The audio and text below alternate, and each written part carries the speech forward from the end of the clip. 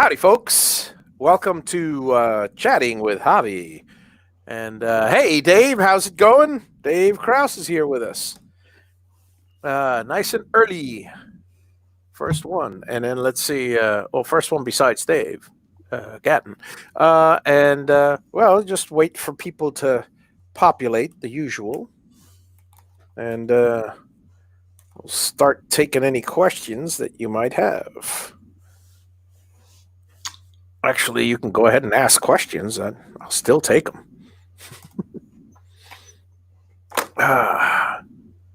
Tonight, I am going to be soldering a few panels because, well, I got the time. I got to do it. And then, and basically, yeah, that's.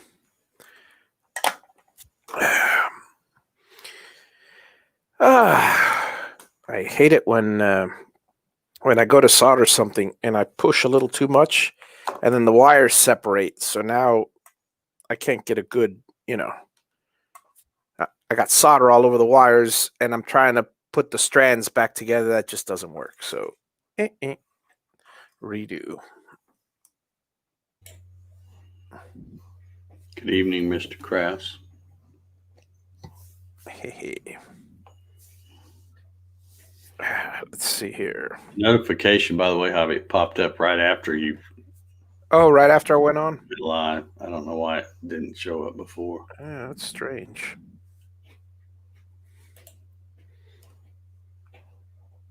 Well, it works a lot better when I actually don't wait until 7 or 7:30 to create the stream. I gotta remember to do it like a few days ahead of time, or whatever the case may be.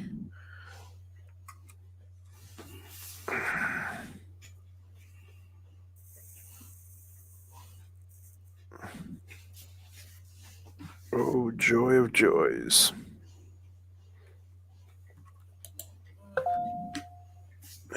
Oh, I just got the notification that my channel is live. That's good to know. Yeah, I guess some people will pretty soon be joining us. Mark Lindsay CNC's in the house. Mark, how you doing, buddy? Hey, good to see you. I guess I'll catch him just before he goes to dinner for a little bit. So I'll make sure to I'm gonna make a little tiny teaser announcement, and so I'll do it with before Mark leaves.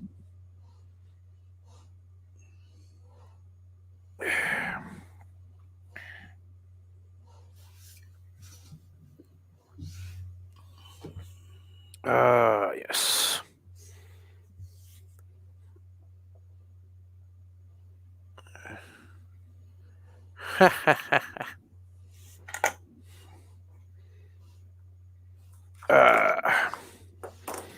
Let's see.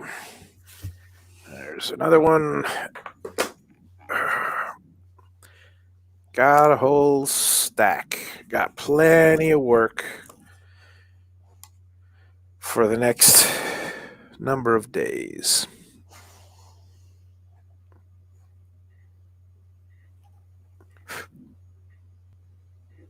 Yeah. So anyway, folks, what do you guys want to chat about? What are you interested in? What do you have issues with? Is there anything that I can help? We got experts here. We got Mark with software, myself with electronics, Dave with intricacies of building a CNC, and then some. The creator, designer, builder, etc., of a very economical build. I just came because you sent me the link. That's true. I didn't know I was going to have to say anything.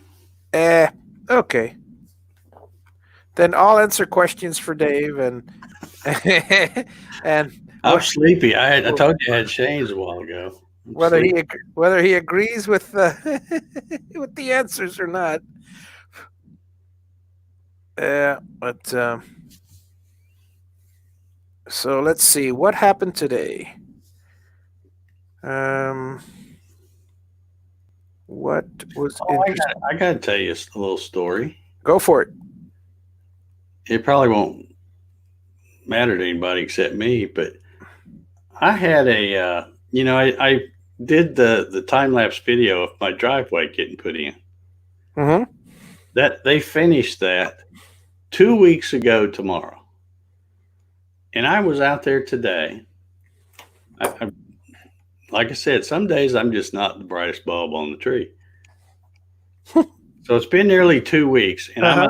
I'm out there. I went this morning after the coffee sessions. I went and got some wheat straw, and I came back home and you know, threw some grass seed out there and stuff, and took the bales and busted them up and was shaking them and all this stuff. And all of a sudden, it dawned on me. I'm like, wait a minute. There used to be a big stump right there from a tree that I had cut down. And I never even saw those guys dig that Remove. thing up and dump it in that hole over there. Oh, It nice. was only today. Here it is, almost 2 weeks later, Yeah. that I've noticed that stump's not there. And I mean, it's not like it was a little stump. It was, you Yeah. know, well over. It was probably 30 inches diameter and stuck up. When the guy cut the tree down, he didn't try to get it very flush, so it stuck up like 8 inches probably. Right. And it was just something to have to mow around. Yeah. But it was only today as I was, because I kept backing up and I kept thinking, oh, wait a minute, I'm going to trip over that stump. And I turned around, I'm like, wait a minute, where'd that Where'd stump it go? go?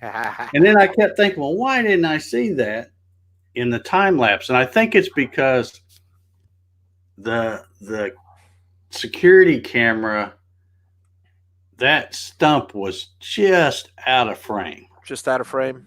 So they must have just hit it with that thing and it might have popped up pretty easy or something, but I did not even notice it was gone until today. I felt so stupid. I'm like, man, I've been out here looking at this for 2 weeks and didn't even Oh, realize that stump the wasn't there. But the I'm only glad it's gone.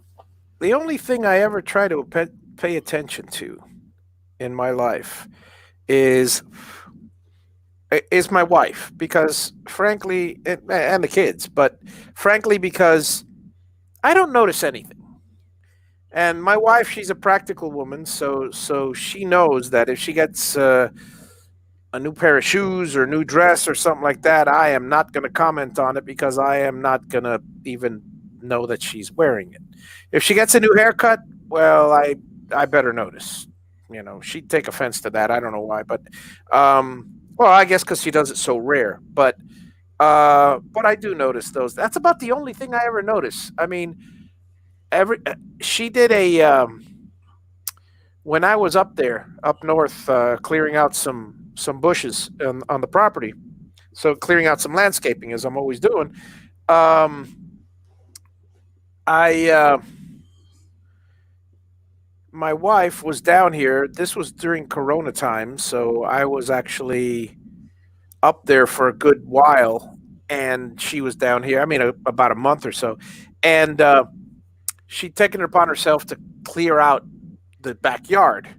And one of the things she and my daughters did was we have a little backyard jacuzzi, and there's a frame around it that I built out of T111, and it was painted green. So well, they painted it brown. So she sent me pictures every day of playing the game. What's different. And normally I'm pretty good at what those you know what was it, highlights, hidden pictures, that magazine highlights for kids, and the hidden pictures. I used to love that, but Oh, yeah, I love those things. yeah, this is different because my own yard, I don't notice anything. It's like I looked at the two pictures and I looked at the two pictures and I go, "What, you mowed the yard?" And they go, "Yeah, the jacuzzi's brown now." Oh yeah, I'm a guy. That goes with the territory. Well, so what's another thing that's even worse probably than not noticing when they get a haircut or something right away? Yeah. is like a week later, and you go, "Oh, did you get your hair cut?" And they're like, "Yes, a week ago," or something like that. They don't like that. Yeah. Yeah. It's better off just to not say anything. It happens. But yeah, I hear you. Every now and then, I get, if you don't get the solder on the first try, you gotta, you gotta retin the tip because it just, if not, you're gonna be at it forever trying to get it hot enough to, it's already oxidized. It's crazy, but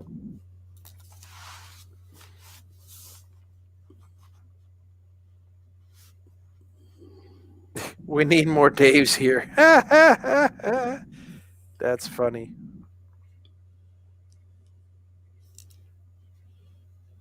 All right, so let's see how many people are here. We got 8 people. I guess that's good enough for now for two. Besides us two. Okay, so here's a teaser for you guys, and I'm gonna need your assistance. I'm going to be starting a new show, an undisclosed show. It's going to be called um, uh, Javi Unboxed. Kind of a play on words because hopefully when people will search, they'll also find my Javi box. You never know. But anyway, the main premise of the show is basically think outside the box, but it'll be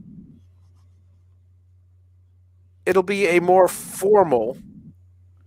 I mean, right now this is completely as informal as it gets, and I'm actually going to be the show will handle topics from CNC to electronics to basically whatever floats people's boats, whatever So and they'll be relatively prepared. Probably the occasional guests, certainly the occasional assistance from panel members, stuff like that. But anyway, I guess my question to all of you is, what subject would you like to see on a show like that? I mean, I know you don't know what the show is about, but basically the show is about anything and everything. And I hate saying that because here I'll give you a little background on, I guess, sales and some of my business courses, what they've taught me. One thing that you cannot do if you are if you have a retail sales business, one thing that you should not do is when you have to pitch what you do to people. For example, oh, here's Rusty's joining. So let's say Hey, for buddy. let's say, Yeah, let's say for instance, let me see here. Let's go this way. it's So good. so um, let's say for instance, you're at a meeting. You have a business, and you're at a meeting with fellow businessmen, which I've appeared at, which has been my situation many times over. Now, whether you're in a chamber of commerce meeting, or you're talking to the mayor, or or just fellow business people or potential customers, occasionally, since it is business and you're representing your company, even though you are your company in some cases, the question will come up. What do you do? What do you do? What do you sell? What do you do? One of the worst answers you could possibly give is uh, explaining what you do, first of all, at length, but explaining what you do. And when they ask you this, when they ask you, who is your customer, never, ever say anyone and everyone. Because, like I just said, anything and everything for the topic. That's not only is that not a good idea to say, even, whether it's true or not. let's say, for instance, I'm a painter, which I happen to be, and my customer is anyone and everyone who needs a paint job. In their minds, they're not. It's you just with that one single statement, you just okay. They're waiting for the next question. They're waiting for the next topic. They want to move on already. They don't care, and they're not thinking how they can help you. The only thing they're thinking of is, okay, that's nice. Now, if I were to say I'm a painter specializing in the area of Coral Gables, high-end finishes and faux finishes for lawyers. Just I mean, very very specific. Of course, as a painter, I wouldn't limit myself to that. But when I'm at a meeting with a group of individuals, you be as specific as possible, and then all of a sudden they're thinking, if they want to do some business with you, they're thinking, ooh, how can I get him a lawyer? Do I know any lawyer friends of mine that live in the Gables? You know, and then and obviously you have to have a few sales pitches prepared and stuff like that. But the point of all of this is be specific. So if I were to tell you something like, well, the show is going to be focusing on CNC, and I would love to have from you some CNC issues that you've had in the past that you have trouble with, and you would love to see a more detailed explanation of. Now you're thinking. Now you're going. Oh, how about this? And how about this? And how about this? You know, or the show is on. The show is Hobby Unboxed, and I like to think outside the box. So it's not just specific to CNC, but it is, for instance, anything and anything related to woodworking. And I'm using that, but now I'm going to narrow it down. I used to be a sign guy for 12 years, 10 years in business, 2 years. I used to be a sign guy, let's say 10 for a decade. What would you like to see or know about that I did professionally that you could use in your hobby of making signs or little things or CNC, whether it's techniques, materials, or, for instance, uh, sales pitches or putting together a business plan. Again, I'm throwing it all out there.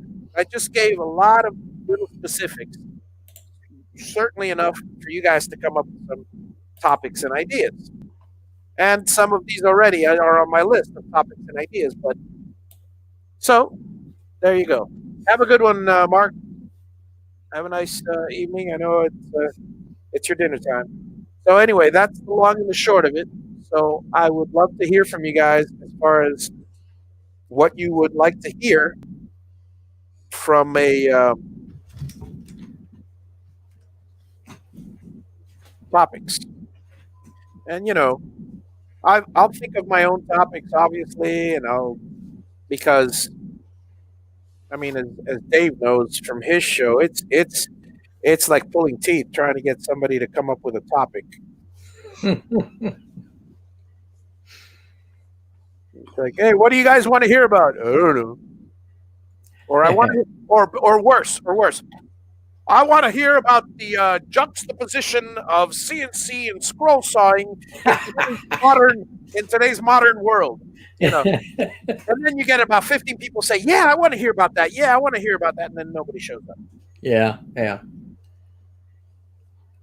What do you truly want to even? And I'll say this: even if you know the subject, because I'll give you guys some. Okay, today I was watching.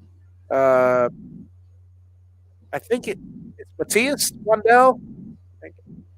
I don't know. Is that yeah, yeah? Because uh, no comments on what you think of him. because I I know, would do. yeah, because I know there are strong feelings either way. Now, I was watching this thing that he did, and he, yeah, no comments on his attitude or his, but I was watching his show. He did a show on these little crates that he did,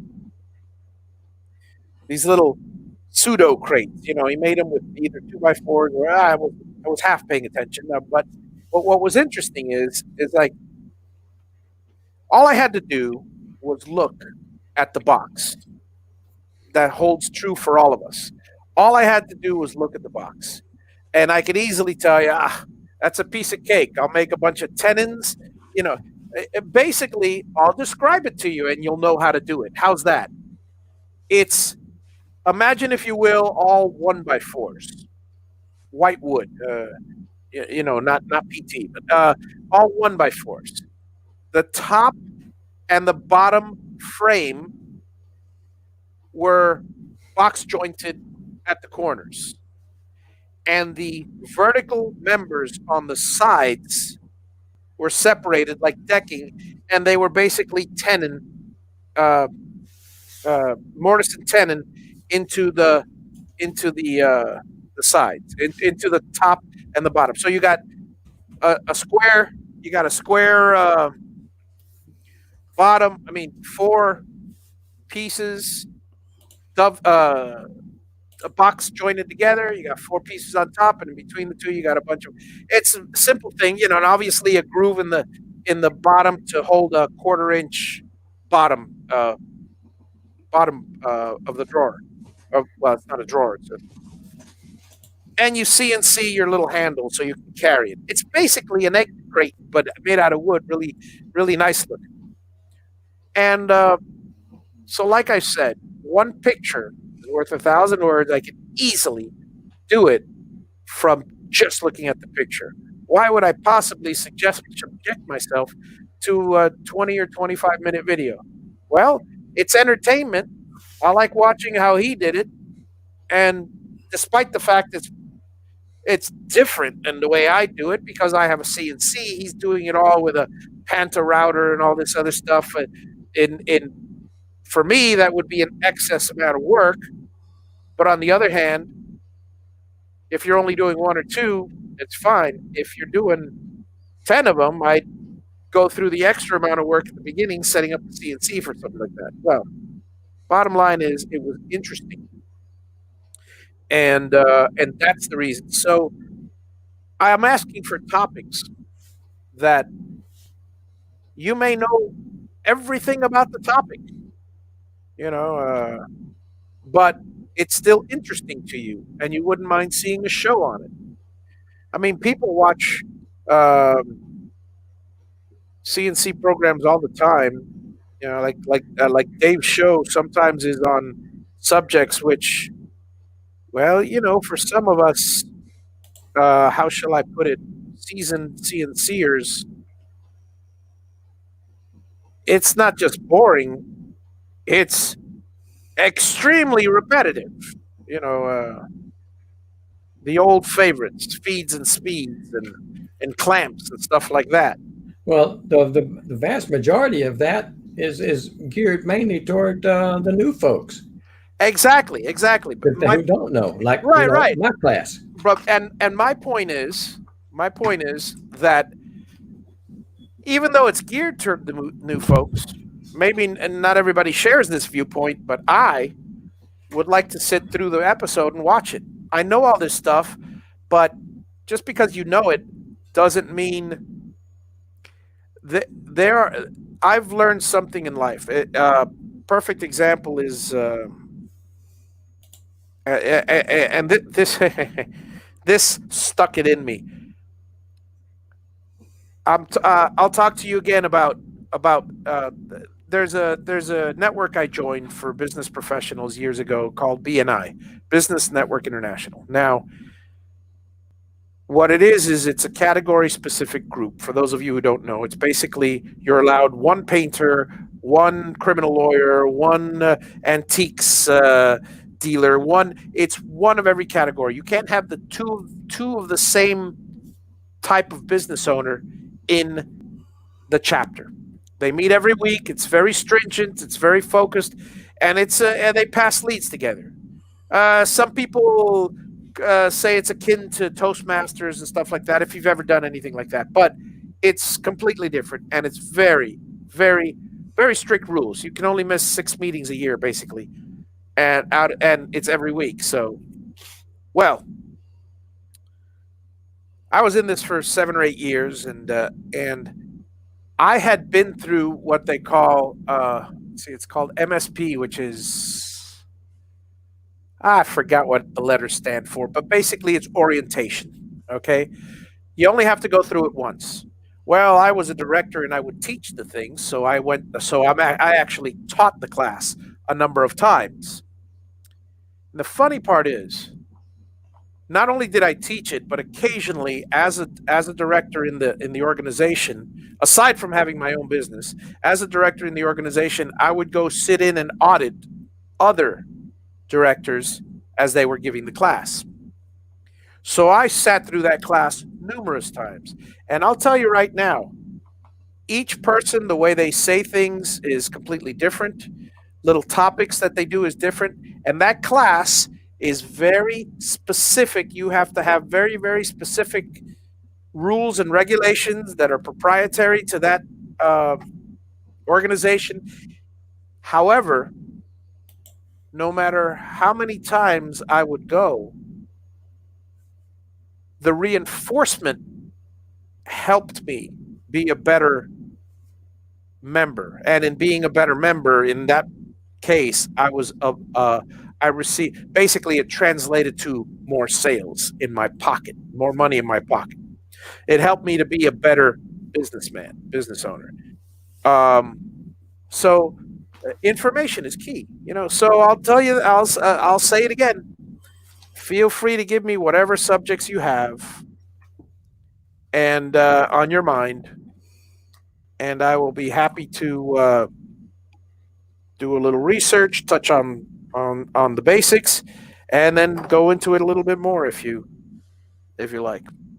Whatever you'd like to know. I mean, honestly, whenever I need to know something, I just search it and YouTube it. So I hear where you guys are, but it's nice to sit back. There has been a tremendous amount. Ooh, there's a tremendous amount of something. So let's see what we got here. Good evening, Troy. So let's see. Um, like a railing? What did I miss? Uh, oh, here we go. Here we go. Here we go. We need more Daves here. Amen. Mark Daves have it. Hey, Chuck, how's it going? Good evening. Bell, he took off, and yep, I'm here. Like a railing. Okay, Paul, I'm sorry. I didn't understand that comment at all. I guess it's referring to something I said, but Yeah, that's when I came in and I didn't know what he was talking about either. Basically. yeah, but like I said, or I'm basically for those of you who came in late, I'm asking for show ideas for a new show I'm doing called Unboxed with Javi, and yes, it's a play on words from the Javi box, but you know, Puppy daddy, same thing. yeah, works for me. Let me tell you,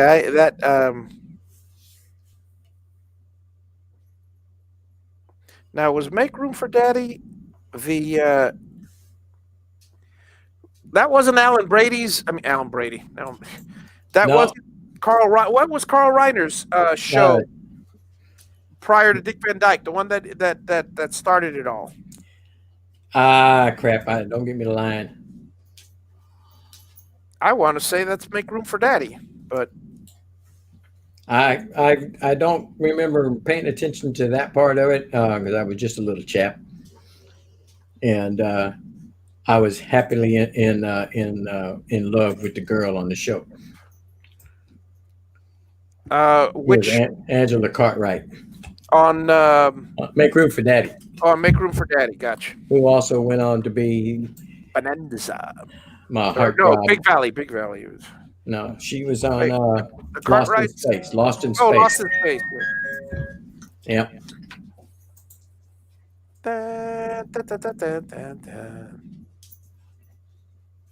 That's the only part I'll sing, because so I don't want to get a copyright violation.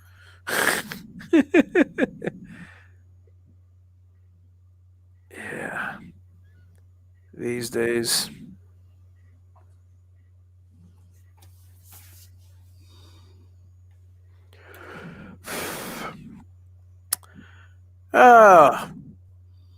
So go ahead, folks. Give me some ideas. Give me some. What would you guys like to see? As far as what I'm seeing, I'm not seeing anybody making any comments, but Yep. what I'm seeing, what I'm thinking is more along the business lines of it, of the CNC. Well, yeah. And everybody wants to know about pricing and all that kind of stuff. Well, that's a one-show topic, though. Yeah. And I'll be happy to do something like that, and I probably will. Yeah, I'll probably do something like that. But that's definitely. I mean, if I do that every week, people just run away. I mean, because Well, are you looking for a series? yeah. Something you can do in a series? Oh yeah. This isn't a one-time thing. Yeah, this will be a series. I always hated talking about how to price stuff, because how you price stuff here in Georgia is different than how you price stuff in California. And oh, absolutely. Fair. So to me, it doesn't even make sense to have a conversation about it. Well, yeah, but there are certain things in common, which is like I could say that, for instance, how much you value your time is certainly it enters into the equation. What the market rate is enters in the equation. I mean, it's more business terms than anything else, but if I dumb them down enough, I mean, and that's the hardest part about a topic like that is at what level do you speak to somebody? Because do I speak to them like the MBAs that I talk to on a regular basis at that level, or do I speak to somebody who's got a little shop and has worked for somebody their entire lives and now is thinking of owning the business just because he can sell something, because he can make something,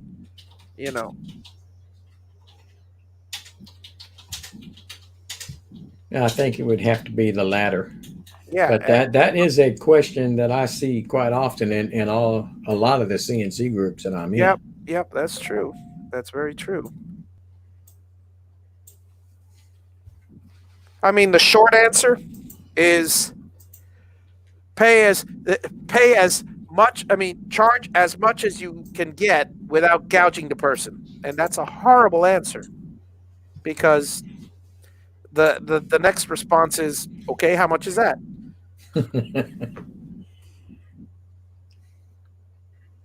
and that's a thing that you gotta. That's one of those things that you actually have to do the research and know. You have to do the research and know your market. Know your market. How much do I charge? This is not research asking somebody how much they charge. That I'm not going to tell you how much I charge, because it does not pertain to you, and I'm not going to tell you how much you would charge, because I'd be completely off, because it does not pertain. What do? You go to your nearby. If you're selling online, go to Etsy, go to Facebook, see what they're charging. Keep in mind that Etsy, they're incorporating a lot of overhead, because they're selling on Etsy. I mean, you're looking at what, 10% of the cost is going out the door, but it's not really going out the door. It's advertising expense. because without Etsy, you wouldn't be able to reach the people in order to sell it, and that's a big, big part of selling. But what would you charge? Yeah, I actually have a video a 3 set video on that on my channel. On if you go to Javi.com and CNC uh, CNC with Javi was the old show that I did, and one 3 episodes were about business. You know, basically, one of them was, uh, something like, what do you charge, and then one part is how you. I think it's, yeah. Oh, how much is my hourly rate? Was one of them. Because you have to know that to know how much you charge. So how much are you worth, or something like that, per hour?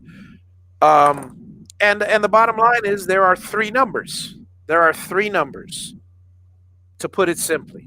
One is how much you think you're worth, how much other people think you're worth, and how much the market calls for it.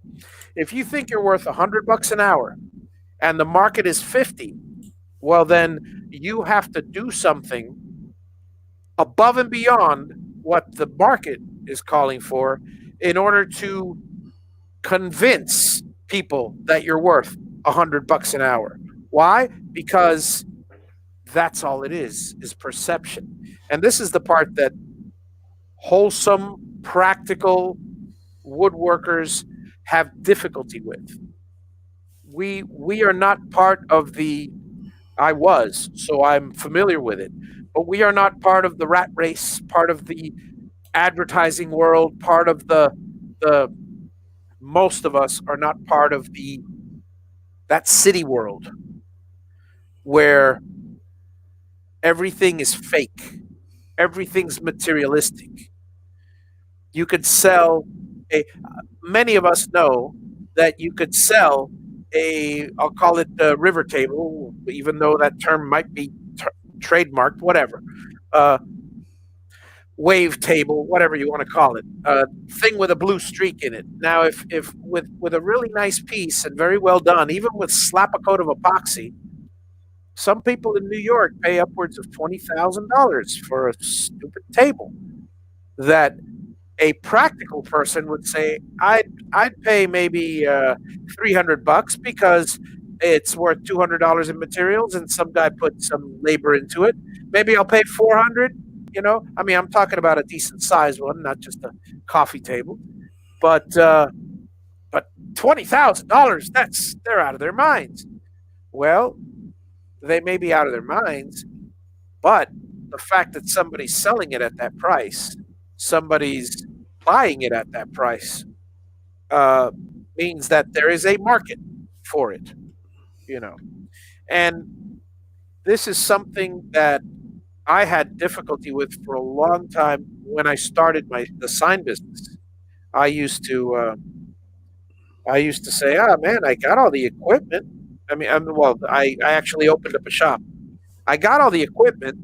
My my uh, my rent is costing me this much. My this is costing me this much. This is costing me this much. So if I break it down, the sign is actually costing me, let's say, a vinyl banner. A vinyl banner costs me to make $3 a square foot, including the ink, including the banner material, including the wear and tear on the printer, including my time, including every single little, itemized. So, so $3. So anything more I make is fine, right? Well, there's lots of things you got to take into account. You got to add downtime. You got to add um, um, sometimes you got to add returns. There's so many other little factors, and on top of that, if the market is charging $10 a square foot,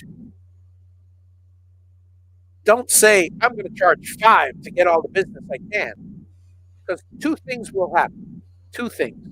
Number one is you're going to get so much business at $5 an hour that you're, and I'm speaking from experience, you're going to get so much business at $5 an hour, $5 a square foot, that you're not going to have enough time to produce everything. And in the end, you're not going to be able to follow through. You're going to overestimate on your time. And in the end, your reputation is going to be shot if with a number of customers. You're not going to have repeat customers.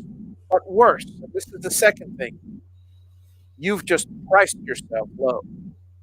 So now the only type of people that you are getting are people that are going to make you work hard for very, very low money. And they're going to expect that low price in every other aspect that you do, whether it's a vinyl sign or a PVC sign. Some signs are more difficult than others. ADA compliant signs, for instance, on the plastic material, that stuff is expensive. And the machine is $20,000. So the machine time is expensive. So it's not like a banner material where, I mean, granted, the machine's expensive, but where I can just print all day long and well, they don't see that. They see, hey, why did you charge me this much for this? And this is so expensive.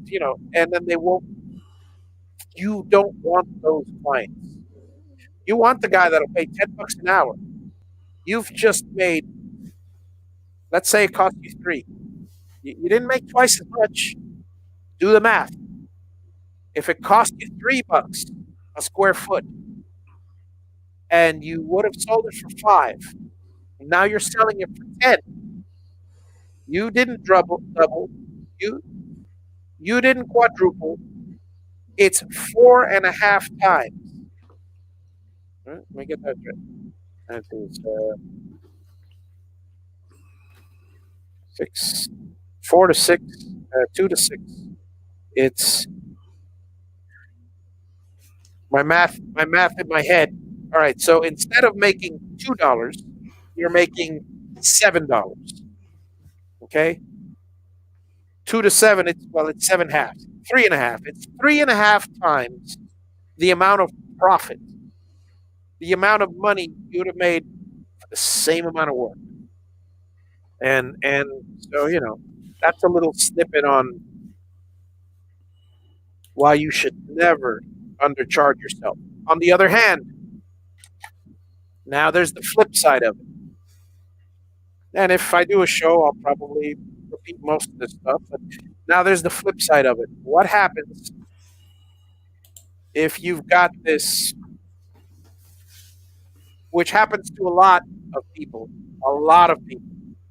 go to a garage sale. And some garage sales, you'll get a bargain and a half because the wife is selling all the husband stuff and the husband's not there. That's choice. Now, I got a generator in the box, brand new, never been oiled, 500 watt, 5,000 watt generator, $50 one time in a garage sale. And I rarely go to garage sales. I lucked out. Anyway, but there are most garage sales. If you've been to garage sales, I mean, I've been to a few. Most garage sales, you're going to find somebody going, yeah, these pair of pliers, I'll sell them to you for $7. You can buy them from Harbor Freight for $3. No, not these pair of pliers. Because there's an emotional value attached. Because a lot of things happen with emotional value and emotion with emotion. And here's the thing: when you're pricing something, you have to be extremely aware of your emotions because you're going to go, oh my God, I poured my heart and soul into this sign for 4 hours. This RV sign. My heart and soul into it. I can't let it go for $150. It's got to be a $500 sign. Well, guess what? Anywhere else, they can buy it for 100 or 150.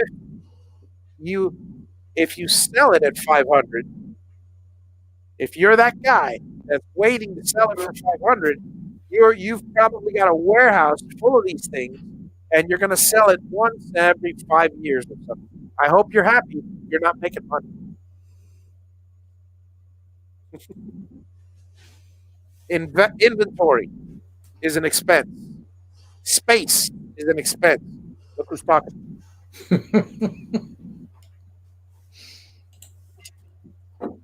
Your Yeah. your time is an expense. Every one of these things have to be incorporated and thought out. Well, that pretty much answers Marcello's statement. But yeah, I will definitely do a show on that. Thank you, Marcello for proposing it. Red, green, blue, blue.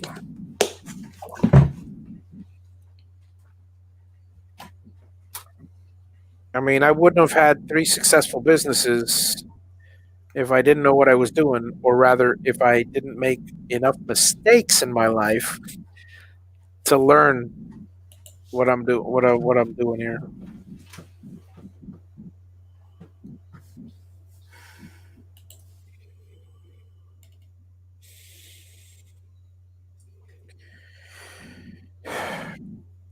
And a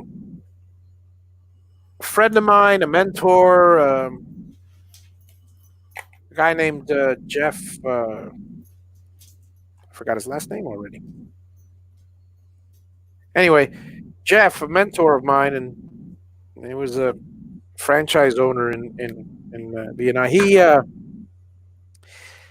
one thing that he said to me when I wasn't under his employ. We were all kind of volunteers, but the fact that we were directors and went through the extra training, and he paid for training for us to go to California and all that, and the fact that we did that extra bit gave us considerably more exposure, which gave my company more contacts, et cetera, et cetera. So it was worth it for me to spend some of my time helping him increase his business, which was the networking business. Anyway, um, he said one thing to me which I'll never forget, which is I don't care, and I've mentioned this before. I don't care if you make I don't care if you make a mistake. I don't care if you make me look like a fool. I don't care if you make yourself look like a fool, by saying something stupid. We could always correct it. What I what I don't want is you not doing anything and playing it safe just because you're afraid to. I want you to run headlong into a wall to break through it. If you crash into it and hurt your head, well, now you'll know not to run into that spot anymore. I mean, that was a bad analogy, and I'm paraphrasing what he said, but basically the point is, um, do stuff. If if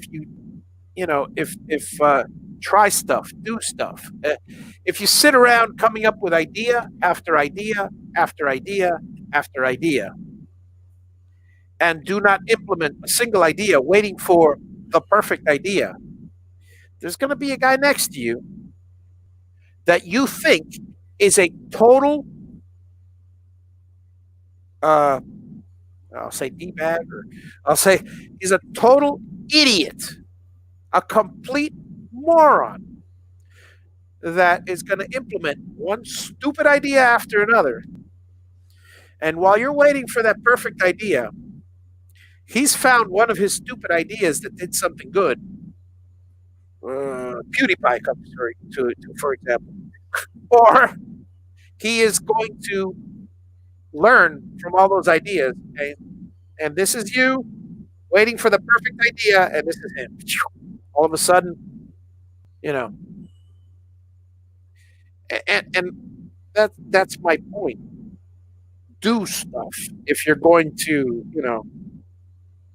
if you're comfortable with sitting on. I don't want to say sitting on your laurels, because I remember, I know I am talking to a lot of people who are retired and basically have no interest in. So this is not the demographic, but I know I'm talking to a lot of people who are basically retired and have no interest whatsoever in starting a new business at whatever age you're at.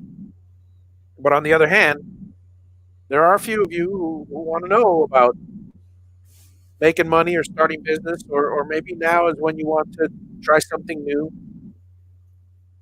If you're up for it, what you got to do is just keep is do stuff. You know, I mean, Jim Dockel just joined us, and he said, "Is this the hobby philosophy hour?" the hobby philosophy.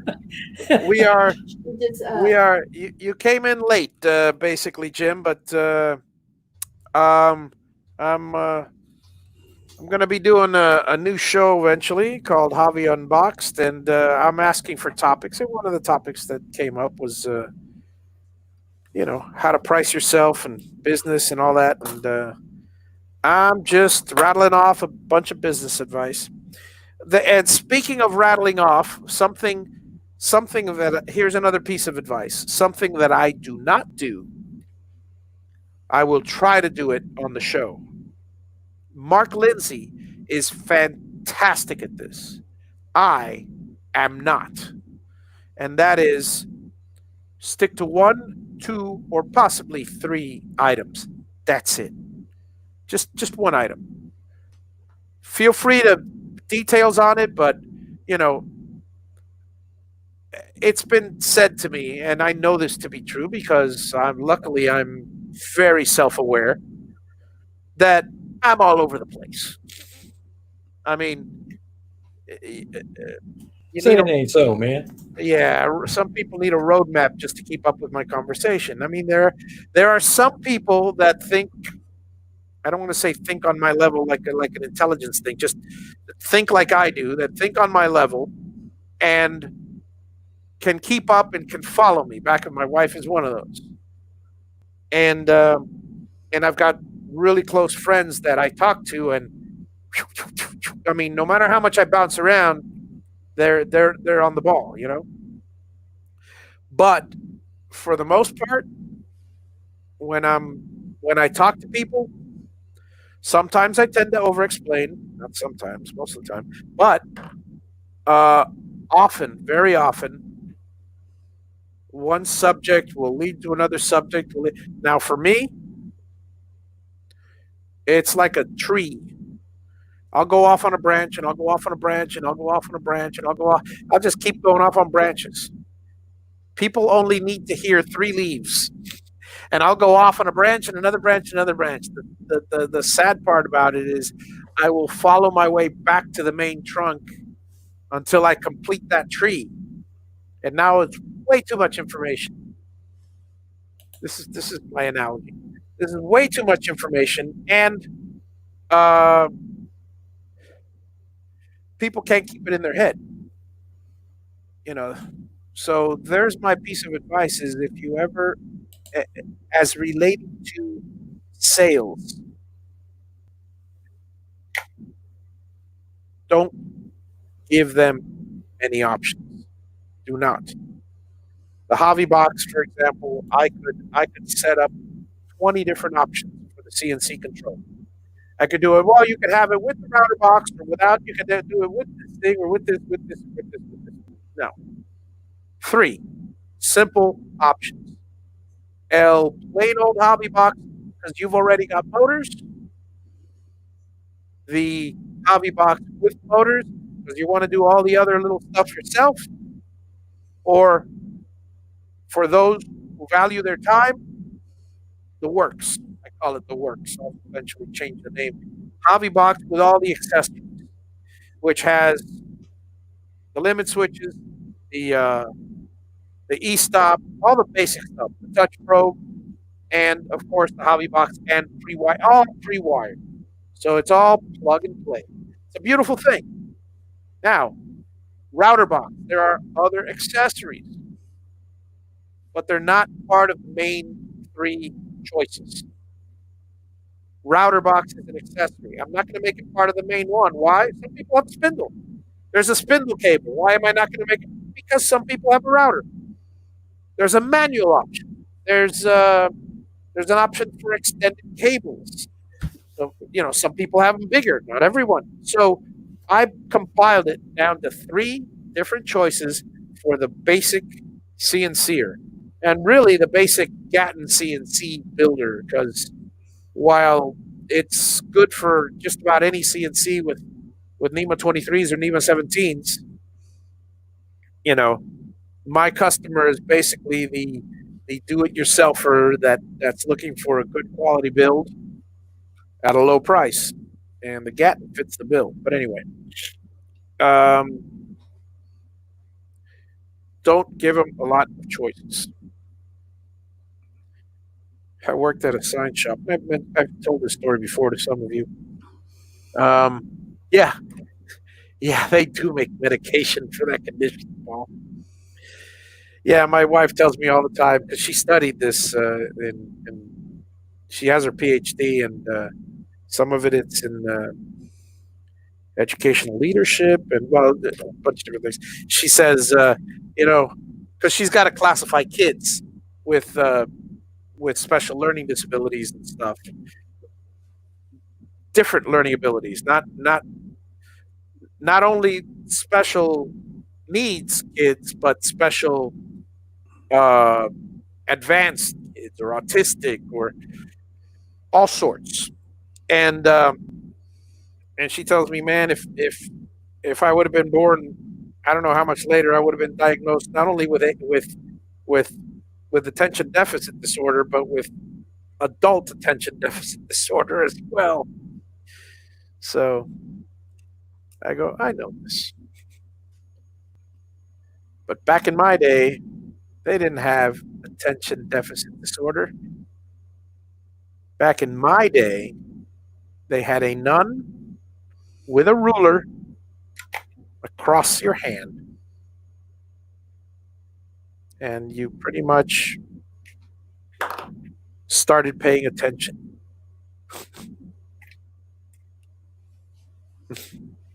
Or not, but those were the days.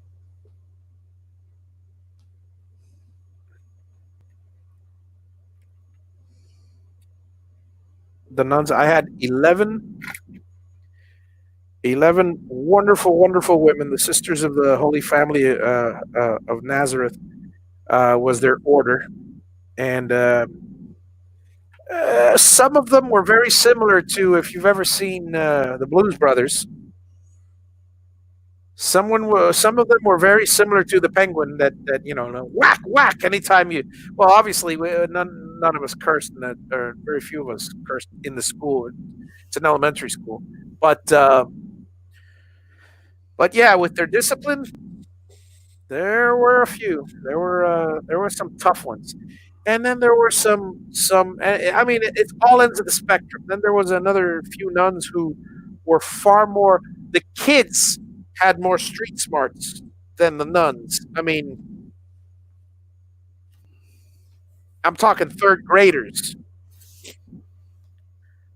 knew more about life than the nuns did because they were so well. Not to excuse the pun, they were cloistered, but in a cloister. But they knew a lot more than we gave them credit for. I'll tell you that. I'll be right back. I'll be right here. Let's see what are we going on here. 9 o'clock. The penguin. I love the penguin.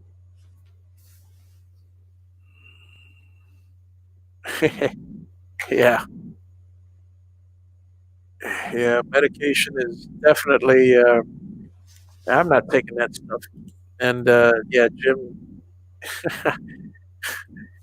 Yeah, I answered that. That's definitely ADHD. And let's see here. What about the nun with the leather strap? Yeah, look, I don't. Well, no, we had belts, but they would hit us with the belts. Very rare, very rare. But there were a couple of kids. Chris Watkins, God love him. I miss Chris. He was a good friend of mine. He was that type. He was rambunctious. I'll leave it at that. Yeah. Let's see here. A principal at school gave me the strap once. Ooh. Yeah, Johnny Dangerously. Now there's a good show. That was a great movie.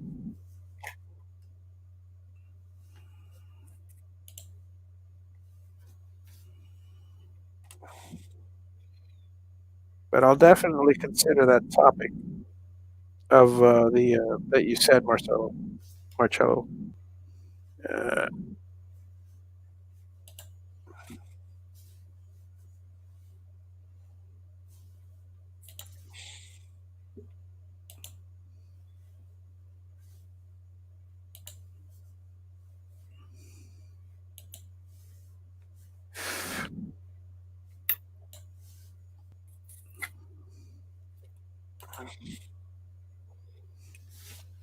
you buying stuff, Dave? Nope. Ah, okay. Sounded like the clicking of someone buying something.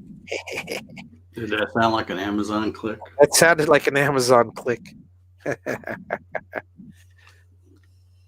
Gotta love the Amazon clicks.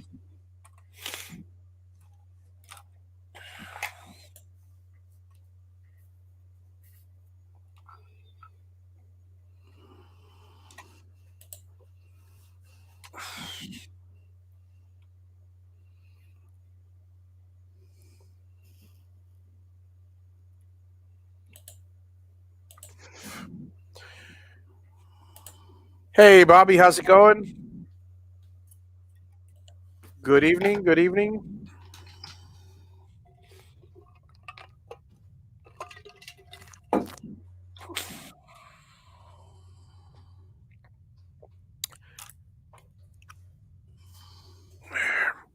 Good to see you around.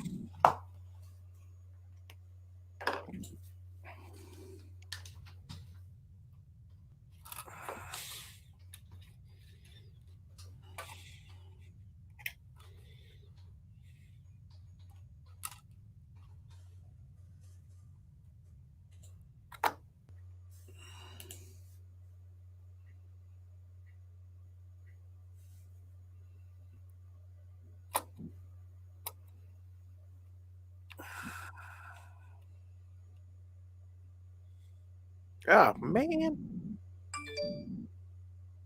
did it again.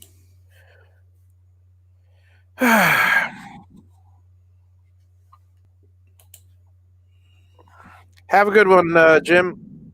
Have a wonderful evening. I'll be on here for another 20 minutes or so. Just the usual. Alrighty. Let's see if this time I can do it without pushing all the things down so hard that it deforms the wire.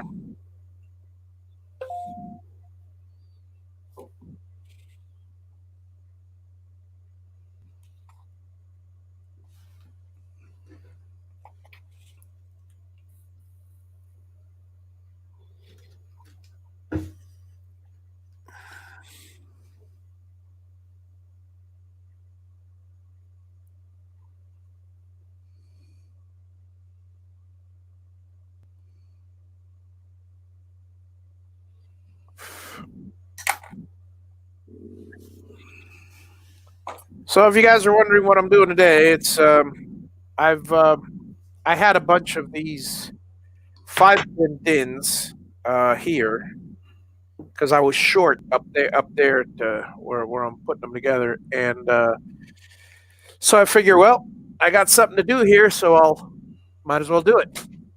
And I've been getting ahead on a bunch of these panels.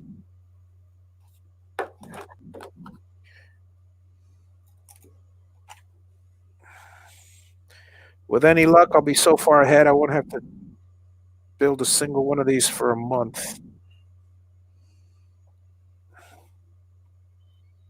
That's the goal. Work smarter, not harder.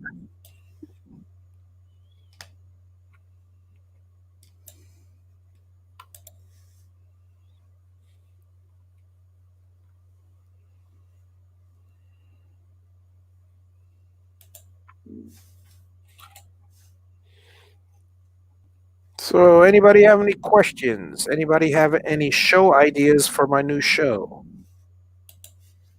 Just any more show ideas, I should say. 'Cause thank you, Marcello.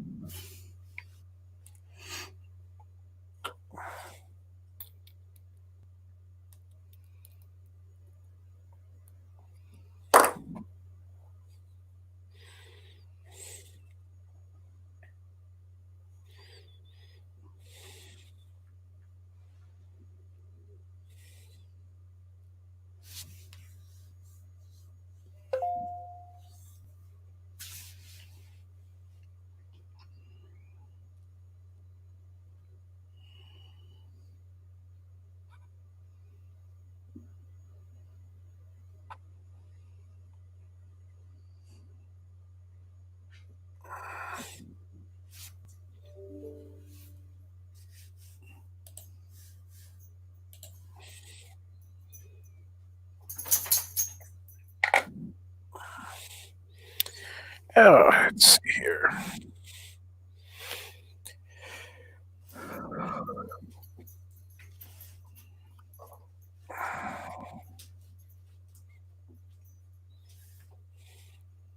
So here's a question for you guys. What is the most difficult part of, for those of you, whether you're a new guy or a long-term CNCer, what is the most difficult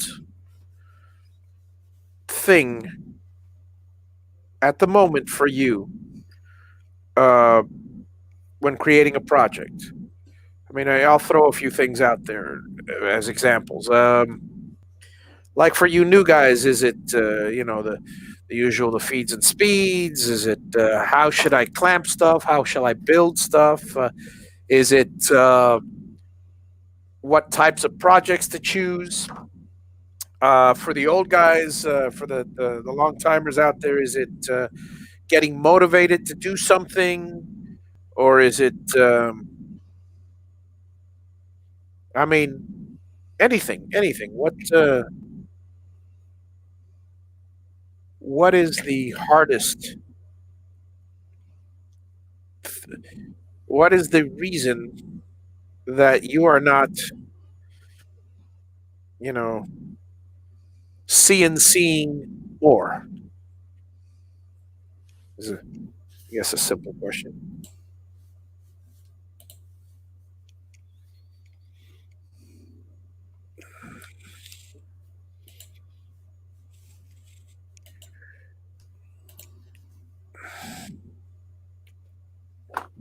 And by the way, the new show won't be this format. It will be prepared. It will be hopefully entertaining because I know, just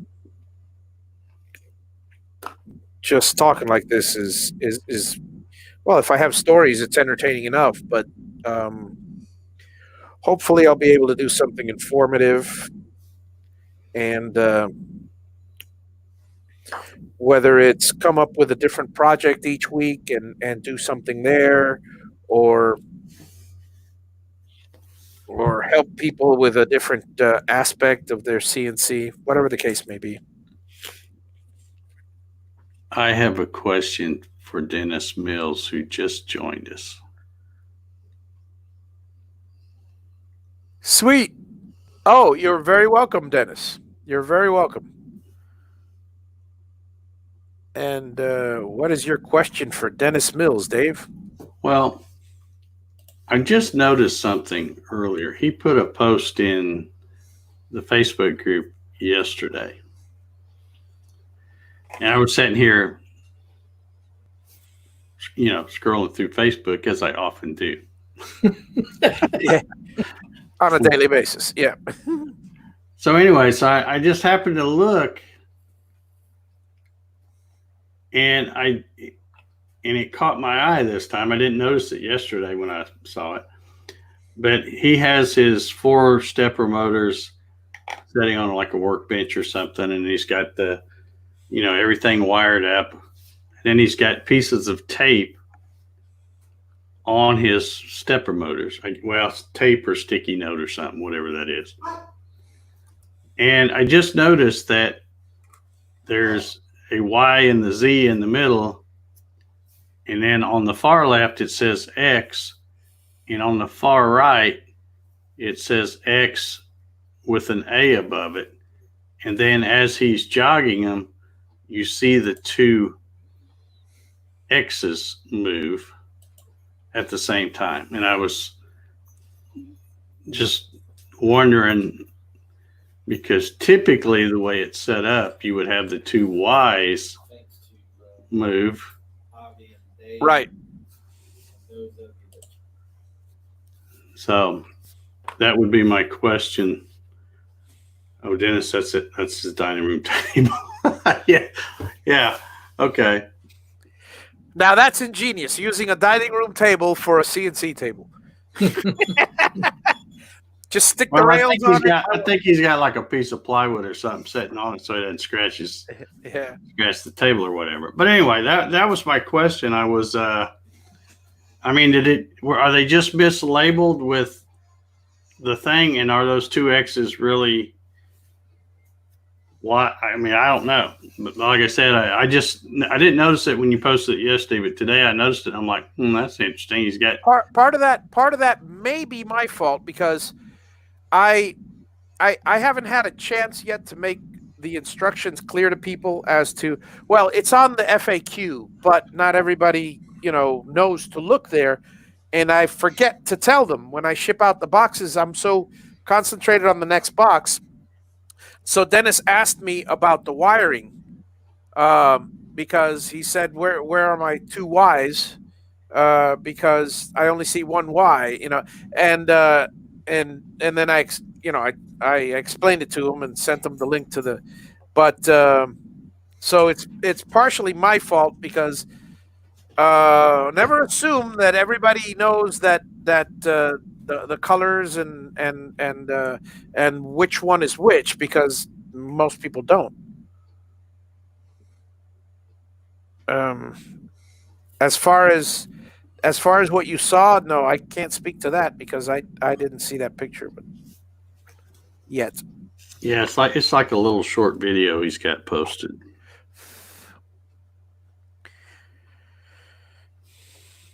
Yeah, I mean, most people use the two rails as Y and Y prime, and then the X as X.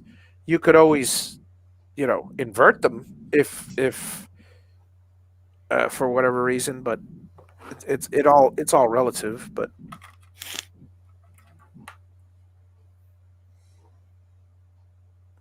yeah, Dennis is completely.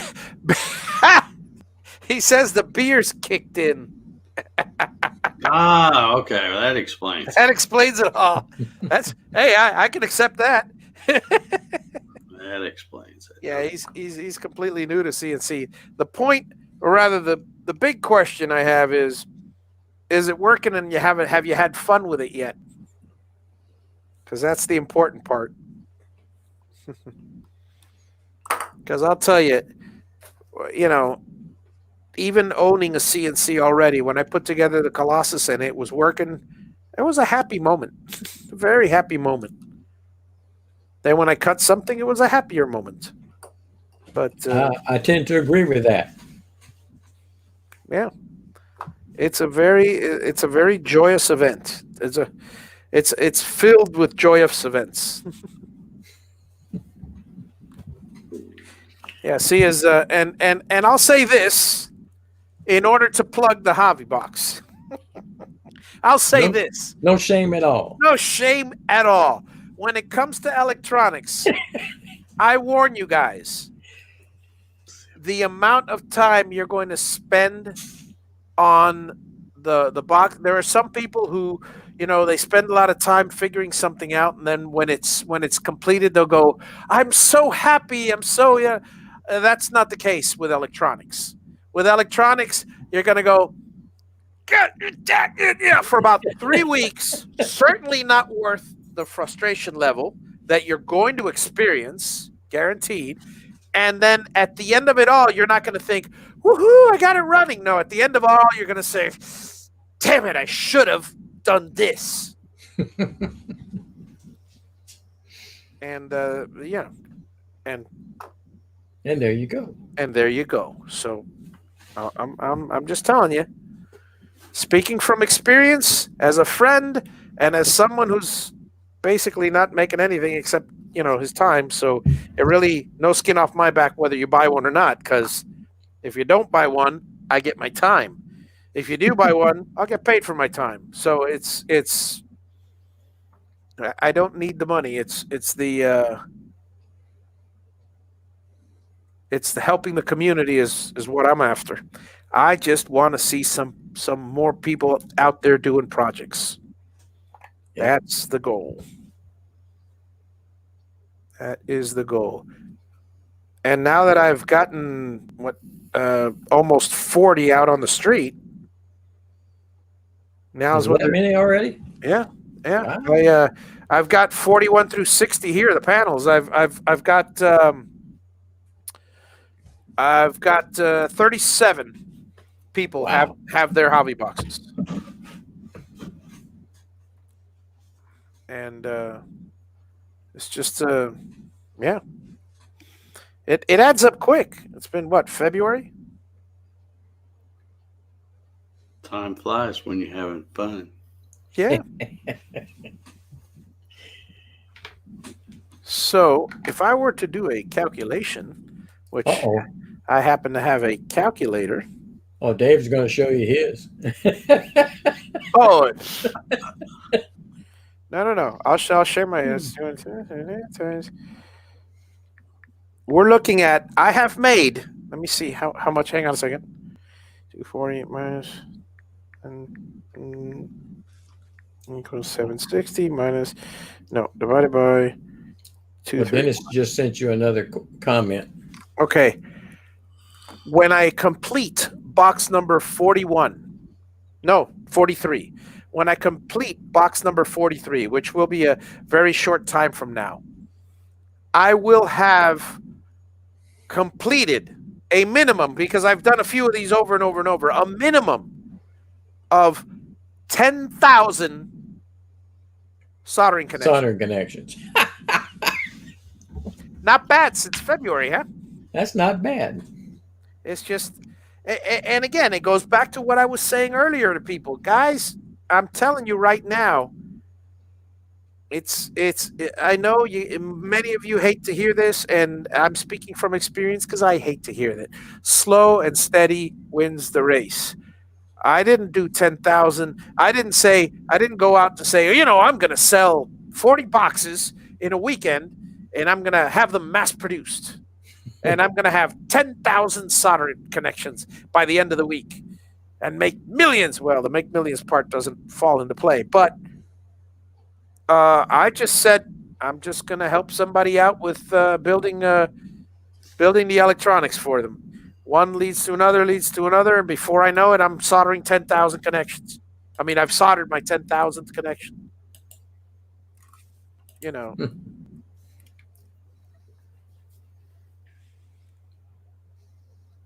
It's funny how that works. My brother, I love my brother. I love my brother to death. But he's still in the, I don't want to say get rich quick mindset, because he's 50, so he's 51 or something, so he knows better. But a lot of it is a lot of the mindset is I have a plan. I'm gonna do this. My dad said it best, because I'm planning certain things on the house, and I'm already underestimating the cost. It's not going to be a problem, but of certain things that I want, and my brother with his thing. My dad actually said to my mom, but my mom tells me everything. Our kids are dreamers. He's 77 years old. We're in our 50s. We are dreamers. And Nothing more true has ever been said. I mean, we're dreamers. Well, that's not a bad thing to be, No, as it's long as not. you put some action to it. That's the problem. The problem is if you don't put an action to it, you're going to be a dreamer the whole life. Mm-hmm. It's okay. Who was it that it was um, one of my business coaches basically gave me some advice once. He goes, or was it anyway? Oh yeah, yeah. It was during a business seminar, during a business coaching seminar. It was on goal setting. Okay, so the idea is to set a smart goal. If you guys don't know what a smart goal is, it's um, SMART. It's an acronym for specific, measurable, um, attainable, realistic, and time sensitive. And there are two or three different acronyms, so some people may have heard it differently. But regardless, a SMART goal is a goal that is extremely specific and all these things. For instance, so you go through all the letters and you go, um, one person in this seminar, volunteered his hand and he said, "Okay, give me a goal. I want to make $1 million." That's not a goal. That's Is it specific? Well, okay, $1 million is specific. Is it measurable? No, and it's not specific enough. Is it attainable? Possibly. Is it realistic? Possibly. Is it? That depends on the last one. Is Yeah. it is it time sensitive? Absolutely not. Now, I want to have this company's margin or profits in this company by the fourth quarter. I want to have profits of 100,000 each month. Now that is smart. I mean, that is specific, measurable, attainable, realistic. That depends on the company, and time sensitive. Realistic. If you create the entire plan for your goal, then yeah. So the thing is, um, and the reason why I was saying is let me see. My God, I went back to. I got on goal setting for a reason. I know I did. What was I talking about a second ago? See, there you go. CRS. Um.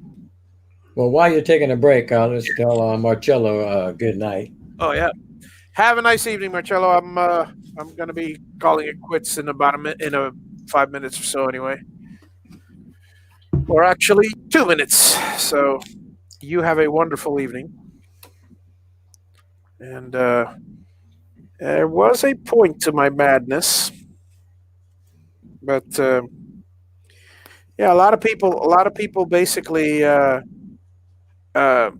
set Unrealistic goals. either unrealistic goals is the big one, or what they do is like they dreaming. That's what we were on the subject of dreaming, and I said dreaming is okay as long as your dream comes to as long as you are moving forward to fruition. That was what it was. Yeah. I just remembered, guy. I just remembered. So I was in this business coach, and they asked for a goal. Okay, and then the person said, "Okay, so now the new goal is I want to be at this much, this much, this much, this much by this time." And then the business coach said, "Wrong. What's wrong about it?" And the rest of us were all perplexed because it seemed like a reasonable goal. Do not say, "I want to be." Say, "At this time, I will be." And I know it sounds stupid, and it's, but there is there's power in words, guys. There's power in words. And what happens is if you say, I want to be a millionaire, then you're always going to want to be a millionaire. What are you doing a year from now? A year from now, I want to be a millionaire. Yeah, I want to be a millionaire. Now, if you say, I will be a millionaire by such and such time and stuff, now you're working, not only are you working toward a specific goal, but you don't want it. Um, part of the way, part of the proper way to set a goal is reverse engineering the goal. You look at yourself in the future. You look at yourself, say, 90 days down the line. Say, 90 days down the line, I am making this much money. Okay, now fast forward 90 days. You have that money in your pocket. What did you do last week? How much money did you make last week? How much money did you make the week before? You've just reverse engineered your goal. So now that helps you build your plan. Anyway, I don't know if I'm getting too deep into it, if anybody follows me on this, but bottom line. I follow it, but there's a lot of people that are starting to drop off. Yeah, yeah. Again, this is a great subject, but it's boring as hell. It's boring as hell. Yeah, it is. It is, but it's necessary if you want to be successful. And it's something that nobody wants to hear because nobody wants to do. So yeah, again, boring as hell. So on the one hand, maybe knowing how to price something might be a simple enough topic but for a show, but I hate doing financial topics. And this gets back to your original suggestion of why don't you make it a business? Because I'd be losing customers off my channel right and left. This is boring. It is. Yeah, it is. But people want to have fun and make stuff. That's why people like PewDiePie make millions of dollars and have millions. Why? Flies by the seat of his pants and just goes out and have fun. Mm-hmm. That's all people want to see, and I get it. This is entertainment. This isn't a business course, but like you were saying earlier, though, that a lot of your audience is just in it for the hobby. An occasional selling of an item is all they really want. Right. There's a few that are out there that would like to make it a full-time business.